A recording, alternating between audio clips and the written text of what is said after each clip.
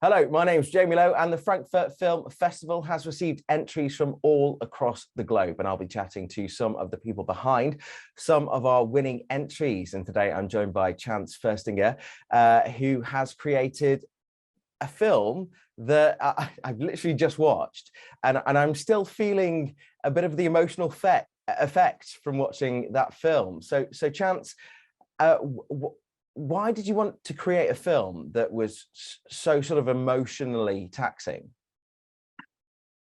Yeah, so I wrote the film a few years ago. I was in a pretty dark, kind of really depressed state at the time, and I have always felt like a lot of the times when depression is handled in films and TV, that there seems to be a specific cause to their depression, and then by the end there's a resolution to it, and then it's solved and they're basically cured. And I know for myself, and I'm sure everybody who suffers from depression, it's not like that. It's a cyclical thing. We have our ups and downs, but it's a constant thing that we live with.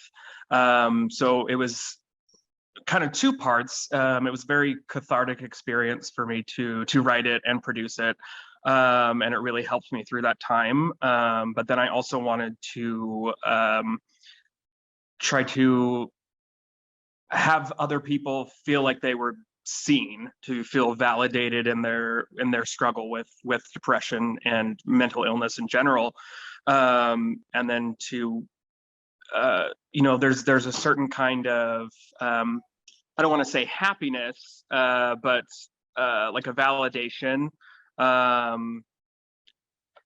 when you do feel seen, and that was what I was hoping to achieve with this film. I think what you did with the film is give a really true telling of the experience of people. So here is where the monsters lie. That gives a sense of what the film might entail. But when you watch it, it does really feel like it's all about the relationships. It's all about, it's the being seen. And sadly, that, your protagonist, Ollie, I don't think is necessarily always seen for, the way that he's having to deal with his mental health conditions. Yeah, and I was very careful when I wrote the film, because I didn't want Jake or the mother to be perceived as antagonists, because they very much care for Oliver, and they will, they want to see him well, they want to see him happy, but they don't quite understand what he's going through, and I feel like that's so much the case with people who do live with depression and mental illness as a whole, that their loved ones, their friends and family if they don't also have, depression or another form of mental illness, that they're not understood, and sometimes it can come across as callous when they're trying to be helpful, and of course they don't intend it to be that way. And I think Elaine, who plays Oliver's mom, and David, or Jack, who plays Jake, I thought they did a wonderful job, a very beautiful job at giving them those characters their own point of view, and how Oliver's depression affected them, and just how much they loved and cared for him. And then you say that it's really hard for Oliver to sort of put his feelings into words and help his loved ones understand what's going on. But I really feel like you communicated that in the film. I really feel like you showed sort of both sides. We could feel for Oliver. We knew what he was going through. But then we also saw the sort of disconnect between Oliver's loved ones. But we also saw the love that was there between the two characters. Was that your intention, to sort of, bridge the gap, say the words that people can't necessarily speak themselves, between, someone living with mental health issues and then their family members and loved ones? Yeah, absolutely. Because I personally struggle with being able to articulate what I'm feeling or what I'm not feeling, because I think a lot of the times depression is kind of can be like an absence of feeling, where it seems more like it's just kind of like a void, and you kind of don't really have any emotion. But then, other times it's very much apparent, what you're feeling, but it's still hard to articulate. And being a writer, it's I've always found it easier for me to write what I'm feeling than I am able to articulate most of the time. So yeah, I very much wanted to bridge that gap between the characters, and just have them, they all had their own point of view. So I just wanted it to be this like lived in experience for everyone. Yeah.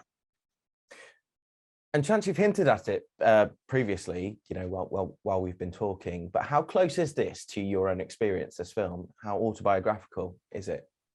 It's very close, for sure. I mean, I've everything that I write is drawn on my own personal experience, or is inspired by my personal experience. But this was definitely very much autobiographical in a sense, with my struggles with mental illness, with my relationship with my mom, my relationship with my husband. Yeah, it's very, very autobiographical, very, very close to home. And as well, LGBTQ cinema and media it's sort of a new thing, really, isn't it? We don't see a lot of it. Love Simon and Love Victor on Disney Plus. But we're only just beginning to see it. So to tackle two big issues, the mental health issue of this film was a really sort of a mainline component. And the LGBTQ aspect of it was almost sort of like a given. Is that really important going forward, to not categorize these films as just LGBTQ films, but to have them as they're sort of intended, if you see what I mean? Yes, yeah, absolutely. And that was definitely very much at the forefront of my mind while I was writing this. I didn't want part of the story, I didn't want a chunk of the plot or the majority of the plot to be centered on the fact that these characters are gay, because I feel like we need to be past that point in cinema. We need to it was fine 20, 30 years ago that we were telling these stories to be like, hey, here are these people, like, here's a story about them. But I think we're to the point now where we need to be showing that LGBTQ people are just people, and we have the same problems as everybody else. And I'd like to think that Oliver is such a relatable character, regardless of the fact that that he's gay. And I think a lot of people that aren't LGBTQ can certainly identify with that. So yeah, it's very important to me to not have their sexuality or gender identity be the focal point of the story. It's difficult to communicate, though, to an audience member. So how, as a director, did you, what things did you put in place to make sure that that was the case, that it wasn't all about the character's sexuality, it was more about the actual story that we were seeing develop in front of us? Yeah. I mean, pretty much everything that was that's in the film that was seen on screen was in the script. We didn't really deviate too much from the script, and never at any point in the script was there a focus on their sexuality, their gender identity. It was very much just like, here's what the story is, here's this person living with mental illness, and then I once we got on the day and everything, it was just kind of yeah, we were just so focused on the narrative of the story, which didn't include their sexuality or gender identity as a plot point. And we cross-cut between sort of timelines, and that really sort of, I felt personally, moved the narrative on quite quickly. So was that sort of an editorial choice to develop this story in what was, relatively, in terms of film and in terms of filmmaking, a short space of time? So I actually, how it falls into play on screen is exactly how it was written. I wrote it so that it was just this Mhm. kind of, I don't want to say disjointed, but just that the narrative kind of went back and forth. And I kind of wanted to, leave that up to interpretation, for each audience member, because at some point, once it's produced, you write it, you make it, you're acting in it, it's kind of your baby. But once it's out there for everybody to see, that's kind of like no longer yours, and it's the audience's at that Mm. point. So I wanted to kind of let them decide if they thought it was a non-linear progression or if it was a linear progression. And I think it works either way. Yeah. In that, there's these ups and downs that, you go through when you have depression. But yeah, as the way it is in the film, in the final film was exactly how it was written. Yeah, it feels a lot like sort of action, then consequence. All of the different sort of vignettes seem to be very sort of complete all the way Yeah. through. But you mentioned something quite interesting, being a part of the actual on-screen presentation of this film, having written it and, directing it and all that sort of stuff. It must have been all-consuming, but it almost seems to me almost counterproductive, because you can't adjust the shot, frame the shot while you're standing in the shot, if you see what I mean. Yeah. That was certainly a challenge. And I've definitely, ever since I wanted to be a filmmaker, I was like, okay, I'm never going to direct myself in anything, because I feel like you can't give the performance that you could give if you weren't directing it. But then it's also kind of a hindrance to the other actors, because you're so focused on your own character that you're not really giving them the proper notes. But I had my co-producer and co-director, April Matson, was just a godsend. She was absolutely incredible. She knew exactly, like, we were so just meshed so well together. She was my acting coach for a number of years, and I brought her on. I asked her to be my co-producer and co-director, and she was on board 100%. And without her, I don't think the film would have made it. Like, I know, like, she got me to the performance that I needed. She got the other actors to the performance they needed. So she was kind of there to be my mouthpiece, but while also lending her own artistic vision to the film. And I think it was a plus for the film. I think yeah. And with the performance of Oliver, I mean, what I saw was there was more sort of information, and I was getting more about his character in the silence between the moments. You can't write that in. So where did that come from? Yeah, so I mean, everything that you see in Oliver is myself. It's very, very much myself. And I think there can be kind of an instinction with the actor to kind of, because as people we're told, like, don't hold your emotions on your sleeve. You got to bottle it all up. This is how you get through day-to-day life. And when we go through day-to-day life, we do tend to kind of put on this mask for people. So when we were shooting, I just knew, I was like, okay, I have to lay myself bare and show the ugliness. I can't be afraid to show that, because then the film doesn't work if I don't show that. So yeah, I just let myself feel everything that I feel with my struggle with depression. And just it's interesting, like, all the external things with the film, all the crew, the other, everybody that was there, because there were so many people present and in the room, like, the entire time, they just kind of faded away. And it was very much just me in that room living that experience. The camera wasn't there, the crew wasn't there, nobody was there but me, or the other actors if they were in the scene. But yeah, everything else just kind of melted away.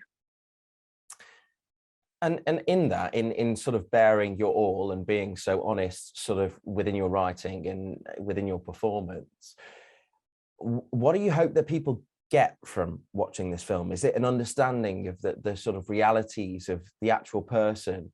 Because and I'll let you answer in a second, because I feel like what we see with sort of mental health struggles especially is often we're thinking about the impact, and we're thinking about how someone else feels because of the person that's struggling. We don't necessarily really direct our attention to the person who is feeling those emotions at that time. Yeah, my goal with this film, and really with anything that I write or produce, is always in mind. I'm always bearing in mind to try to give a voice to people who have not necessarily don't have a voice for themselves, but haven't been allowed to speak or are told that they can't speak. So it's to give those people, to try to give them a cathartic experience, as I had with writing it and producing it and being in it, but then also to show people whose lens is more narrow than I don't want to say narrow, because that seems kind of mean, but just who don't have that experience and don't fully understand that experience. I want to try to give them a better understanding of what it's like. Yeah, it's almost like they don't have the vocabulary to interpret that experience, and that's I think what this film tries to do, and I think to a point definitely does. Let's talk about the cathartic experience though. So was this your sort of, was this you drawing a line under the sand? I mean, mental health struggles are, they don't just end, do they? But was this your sort of a step in that direction? Yeah, it was. I mean, it definitely helped me through that period in my life, because it was very bleak and very, very dark for a time there.